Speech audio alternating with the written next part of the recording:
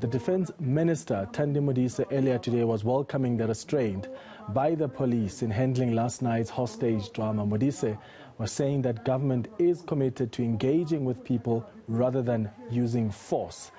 She, her deputy and the minister in the presidency were held hostage by the Liberation Struggle War veterans after negotiations broke down. I'm joined now by war veteran Lesley Kgogo to weigh in on that hostage situation and what the way is going forward. Mr. Kgogo, thank you so much for joining us on The Lead this afternoon.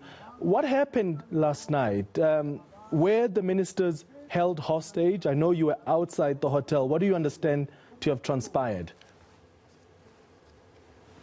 Good day to our viewers and good day to the studio. You see, what happened is before we could be told that we are going to have a meeting at St. George's, there was an agreement already from last year that the people that we are going to communicate to is the Deputy President. In the past, and the late minister in the presidency who passed away, those are the two good guys who are pushing our struggle very, very nicely. What happened yesterday is when people were called in, they went in a sense that they are going to meet the Deputy President who's going to give the guidance as he's the one who's leading the presidential task team. Yeah. So, in our surprise, when the comrades arrived there, it was not now what we find out. So most of us, when we arrive outside, they were already cars because remember, some of these guys of special forces, we know them. You can't hide it. We know them. We have seen the VWs they were driving. We have seen the Jetters, etc., etc. That there's a special force here, guys. What is happening? Because we're here for a meeting, nothing else, nothing more. In few minutes, we got calls from inside that, hey, these people now, they're hostile. They say it's either we come to the route where they want or they walk out. So whilst we were listening to that, less than 5 minutes, there were cops. Unfortunately, a lot of white cops. That also gave us another suspicion. There were even certain special security companies, which is the private companies, which were working with these policemen. They locked the gates. We were locked outside. Stun grenades were used to push the people from outside. By the way, inside there in the St. George's, there were also members of the ANC who were campaigning. They were pushed in also, stay away.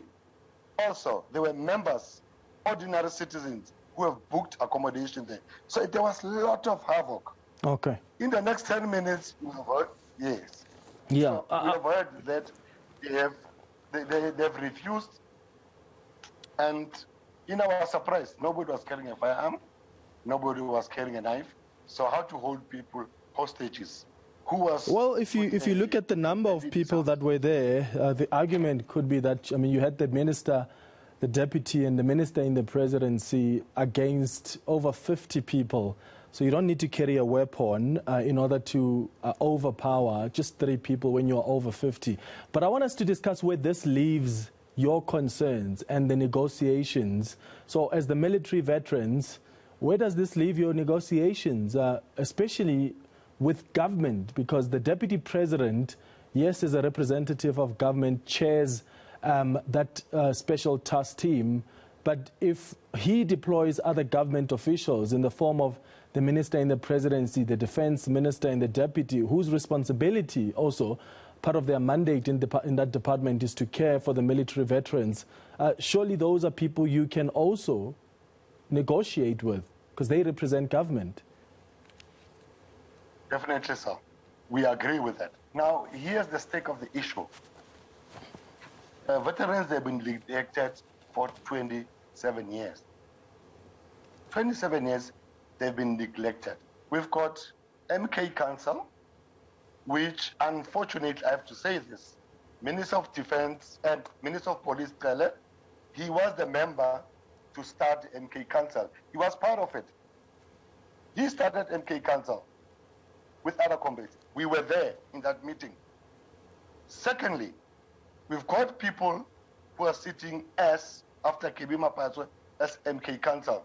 They are not serving the poverty of ordinary these freedom fighters who have sacrificed themselves for this country. They've been complaining and complaining and complaining. Where must they go? If you sit with a minister, he becomes arrogant to you and tells you, I'm going to give a typical example. We have agreed that all outstanding school fees for veteran soldiers, those who have passed in exile, even in the country. Do you know every day we've got stats? Every day we are burying a soldier. Every day. Others are sleeping in the streets. Others we donate food for them. Others, it's pathetic. Now, here's a minister comes to you with arrogancy that, but you guys, you know DMV is there. You go to DMV.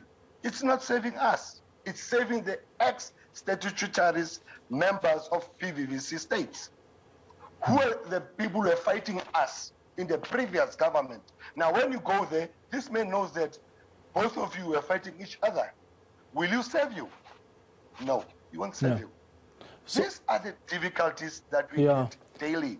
Now, when you sit down with these ministers, you explain to them. It can be us. Just remind us. Just remind us, as military veterans, what exactly are you trying to negotiate here? My understanding is that you want medical aid, some want bursaries for their children. There's a 4 million rand that has been mentioned. I think the minister mentioned 4.1 million rand or so in reparations that is also being demanded. Remind us of the demands you're asking for, what you want from government. You see, Thandi Modise is our comrade. She's our senior, some of us. We call them the 1976 detachment. I'm very, very disappointed that how could she say that, knowing very, very well the 4.6 or the 4.5 that we are demanding, it's got nothing to do with tax money. It's got nothing to do with tax money. Now, I'll give you a very typical example. Go and do the research. When we helped Namibia to be liberated through Sam Nojuma, and the United Nations did give these freedom fighters money so that they can start a new life. We come back home here, the first person that we spoke to, it was Mandela. That is how DMV was started. Says, our commander, you are a commander, can we please have our money back? That was donated by the UN so that you must give each and every freedom fighter from exile, not anybody else, but freedom fighters who are coming from exile. At that point in 1992, 91, 93, it was 400,000 to 500,000 rands. Now, this is how it was working. If you integrate, because I don't know whether we have integrated or we are absorbed, because we are not liberated in this country as freedom fighters, because we are given 600 rands when you arrive here and say, go home. That's what has happened to most of us. Now, when you go to the army, you put your personal number, it will show that money. Now, all of a sudden, that money is gone. Here's $1 million question. What have they done with that money from the UN? What have they done? It is our money. We've got the right to demand it. It was not for the charity of the ANC. Even our president, the president, we've got a clip, we've got a video that we have recorded when we had the meeting with him, and we don't want to put these things in the public domain. They will embarrass us. We've got all these recordings. He has agreed, and this is his word. My comrades, we don't want to put this thing in the house because other certain parties, they're going to fight about it. But we told them that it's got nothing to do with them. What have you done with our reparation money that was given to you as a custodian of us from the UN? So who was that money donated to, Mr. Kgogo? Who was that money donated to? Was it donated to the ANC or was it donated to government? And if it was donated to the ANC... Yes? It was given to the ANC when they arrived in this country with us. Immediately, we started to negotiate. So where must your negotiations lie then? Have you spoken to the ANC? I know there was a sit-in at Luthuli House? Because now you're saying this is not taxpayers' money. So should the negotiation then not be with the African National Congress as opposed to government and the deployees of the ANC? I'm the African National Congress. I'm the deployee. I'm the freedom fighter. I liberated this country. I'm a revolutionist in this country. Where to go when you want to, if you want to raise issues, you want to say certain things that they are not sitting well to you, where do you go? Don't you go home? Now, Luthuli House is our home. We don't have any other home. If we talk to our leaders, as we have given them a mandate as freedom fighters, we came with the ANC from exile. There you are, run the country. We've got this problem. What have you done with this money? So are you expecting that? As the head of the ANC.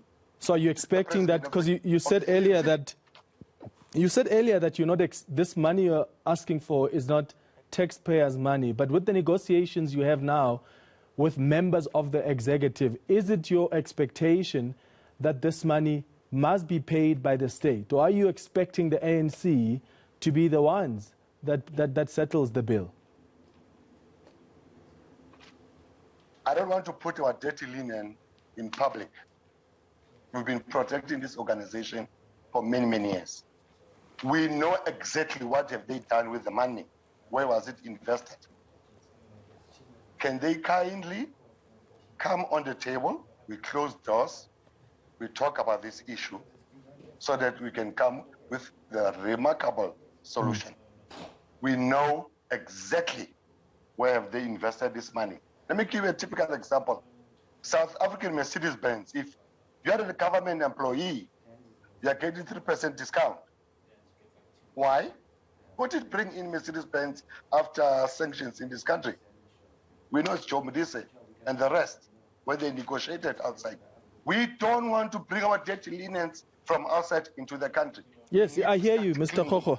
I hear you. Earlier you said this is not money from the state. This is not taxpayers' money you're talking about. Yes. What I'm trying to understand is, Thandi Modise may be your senior, maybe a senior leader in the ANC, but when you met her last night, you met her as a member of executive, as the defense minister. Mondli Gungubele, you met him as the minister in the presidency and not as a senior leader of the party. I want us to separate party and state.